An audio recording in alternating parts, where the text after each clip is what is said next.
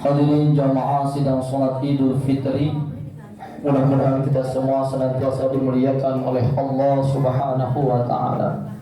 Bersyukur kepada Allah hingga sampai dengan kesempatan pagi hari ini kita masih diberikan kesempatan oleh Allah Subhanahu wa taala untuk senantiasa singgah di bumi ini dalam keadaan ketakwaan, dalam keadaan beriman, dalam keadaan sehat, sehingga kita bisa bersama-sama hadir di masjid ini untuk melaksanakan sholat Idul Fitri tahun 1445 Hijriah. Sholat dan salam mudah-mudahan Allah curahkan pada baginda agung. Beliau adalah Rasulullah Muhammad Sallallahu Alaihi Wasallam. Mudah-mudahan keluarga beliau, mudah-mudahan sahabat beliau, mudah-mudahan kita semua senantiasa telah diakui sebagai umatnya dan mendapatkan syafaat darinya. Amin ya Allah ya Rabbal Alamin.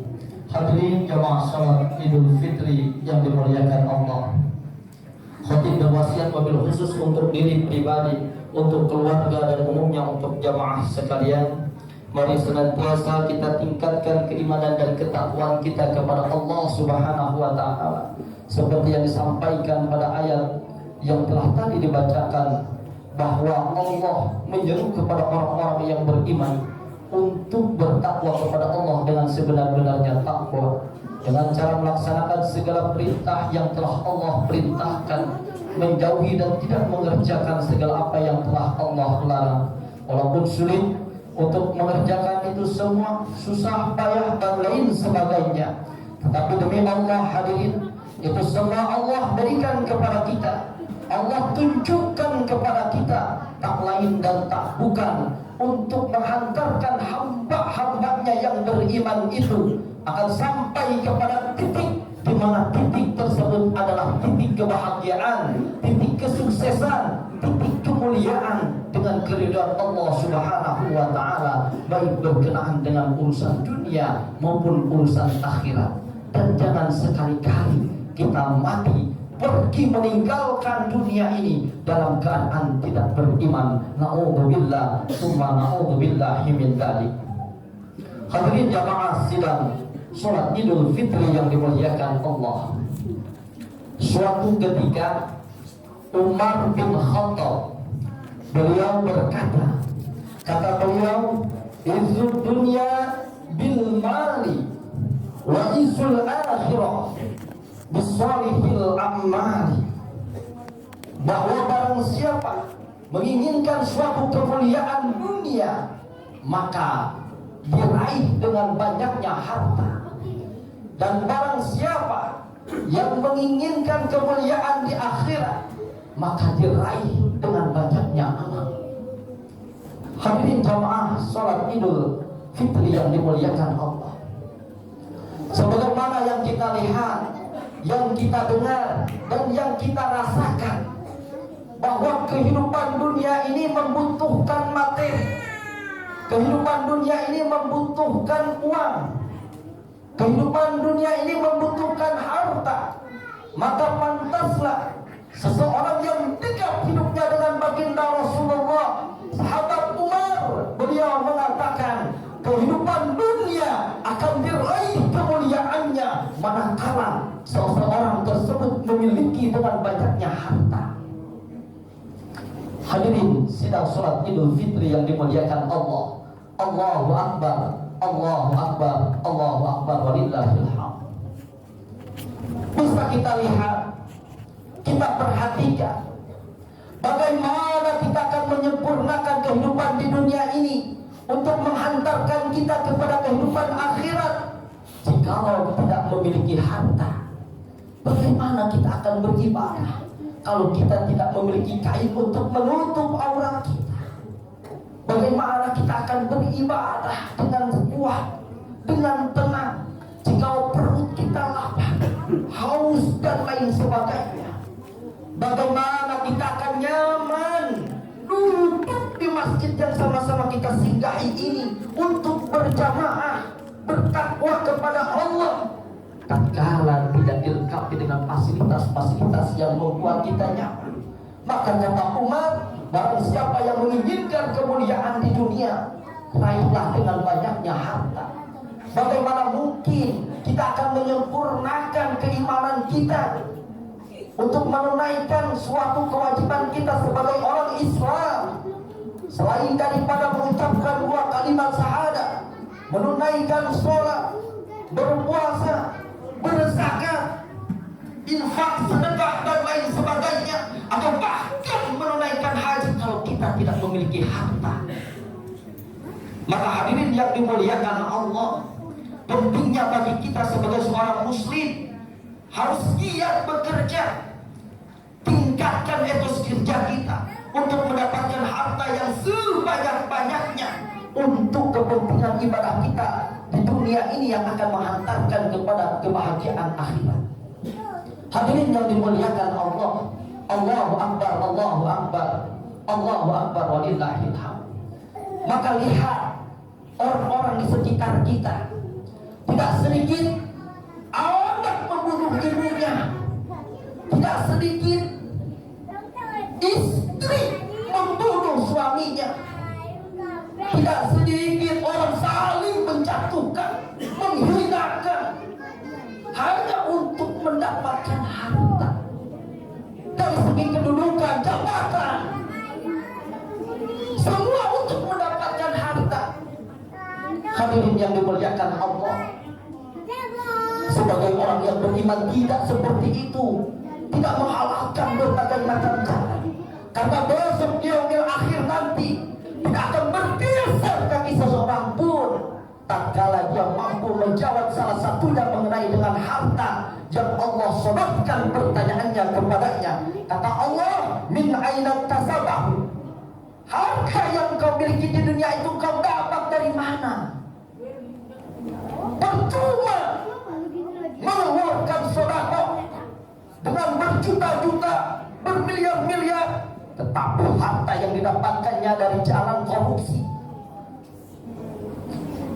Percuma memiliki banyak harta, apalagi untuk kebutuhan pribadi, kemewahan keluarga, didapatkan dari jalan yang haram. Maka pantas hadirin, sadarkan diri ini. Kalau berbagai macam musibah datang kepada kita, berbagai macam penyakit bergiliran dari diri kita, pada istri kita, anak-anak kita, keluarga kita, bisa jadi harta yang kita cari itu bersumber dari sumber yang haram. Hadirin jamaah sholat Idul Fitri yang dimuliakan Allah, alhamdulillah, dengan kekuatan iman, dengan ketakwaan, harta yang kami dapatkan adalah bersumber insya Allah dari jalan-jalan yang halal, jalan yang diridhoi oleh Allah Subhanahu wa Ta'ala. Tetapi pun demikian, jangan berbangga dulu. Maka ada pertanyaan berikutnya yang akan ditanyakan kepada kita mengenai harta yang kita miliki di dunia ini. Wa fima anfaqahu, dan dikemanakan harta yang selama ini kau cari, dari pagi ke siang ke sore ke malam, bahkan sampai ke pagi lagi, dikumpul-kumpulkan, ditumpuk-tumpuk, disimpan, engkau belanjakan kemana? Hadirin jamaah sholat Idul Fitri yang dimuliakan Allah, Allahu Akbar, Allahu Akbar, Allahu Akbar walillahil hamd. Seorang muslim jika menginginkan kemuliaan hidupnya di dunia, diraih dengan banyaknya harta, akan tetapi harta yang menghantarkan kemuliaan kepada seseorang itu adalah harta yang bersumber dari jalan yang halal dan dipergunakan untuk keperluan yang halal. Kendati pun dari sumber yang haram, walaupun digunakan untuk keperluan yang halal, tidak akan memberikan faedah kepadanya. Lebih-lebih bersumber dari sumber yang haram, digunakan untuk kemaksiatan, naudzubillah, summa naudzubillah min dzalik. Hal itu hanya akan mengantarkan bencana kepada kehidupan kita. Hadirin jamaah salat Idul Fitri yang dimuliakan Allah, Allahu Akbar, Allahu Akbar, Allahu akbar walillahil hamd. Hadirin rahimakumullah. Kemuliaan dunia diraih dengan banyaknya harta yang bersumber dari jalan yang halal dan dibelanjakan untuk hal yang halal.